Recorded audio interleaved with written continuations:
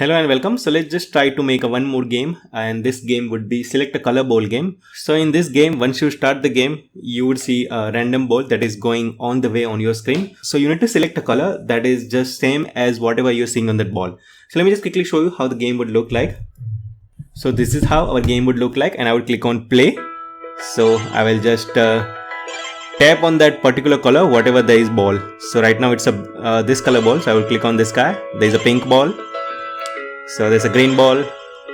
So as you can see that whenever I'm just matching this color, that time the score is updated. So right now out of 8 ball I could able to select 7 ball. Okay, and it is keep on incrementing. So let me just try to play this game very fast.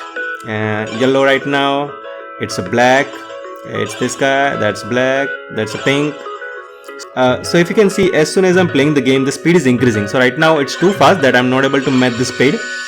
So yellow, it's a black, now it's a pink, that's a... Okay, so I'm not able to make any score right now. So let me just quickly play this game. It's a yellow. Okay, it's a black, this guy.